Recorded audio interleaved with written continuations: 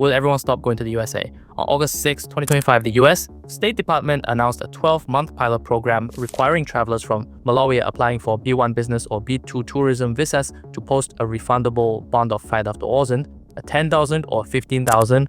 The exact amount is set by a consular officer based on personal factors such as income, travel purpose, and background. The bond is refunded only if the visitor leaves on time, does not attempt entry after the visa expires, or is denied admission at the port of entry. Paying the bond does not guarantee visa approval, and it's in addition to regular visa fees and a new $250 visa integrity fee. Will you go to the USA?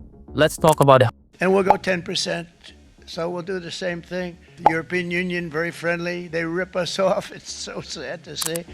Hi everyone, I am Jason Kang and I talk about travels and economics and sometimes geopolitics. Washington argues the bonds target countries with high visa overstay rates, weak screening and vetting, or that sell citizenship by investment with no residency requirement. The concern is that travelers may enter the US legally but stay beyond their authorized period, something known as visa overstay. The Department of Homeland Security estimates that about 40% of undocumented migrants in the US are overstayers rather than border crossers. However, Homeland Security's own data shows that Malawi and Zambia are not the worst offenders even in Africa. And the State Department has not explained why these two countries were chosen first. In fiscal year 2023, there were about 39 million visa holder departures recorded and roughly 400,000 overstays. If this program applies to 2,000 travelers with an average bond of 10,000, that's 20 million held in deposits for a single year.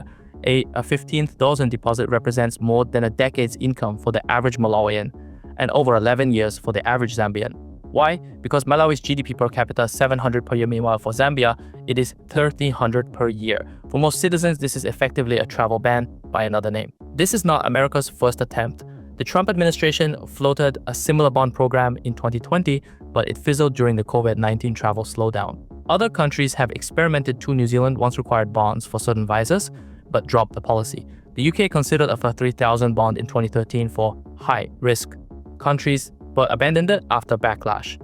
Most nations ask for proof of funds, but few require cash to be held hostage by the government. Economically, it could choke off tourism, business exchanges, and academic visits, replacing potential goodwill with resentment. The message many hear is clear: we don't trust you enough to visit without putting down a fortune. And while the US insists this is targeted, other nations might wonder if Malawi and Zambia today, who tomorrow? For now, citizens of visa waiver program countries are legally exempt from these visa bonds.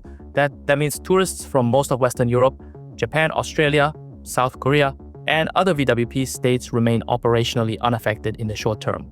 But legally exempt is not the same as politically or commercially unaffected. We will never know about the future, so will everyone stop going to the US? Not entirely. America's universities, cultural icons, and economic opportunities still hold enormous appeal. But for the vast majority in Malawi and Zambia, this policy slams the door shut. In the longer term, it could shift global travel flows away from the US and toward nations that treat visitors as guests rather than financial risks. In the competition for global influence, that perception may cost far more than 15,000. Thanks for watching. Do not forget to subscribe for more content like this. See you in the next video.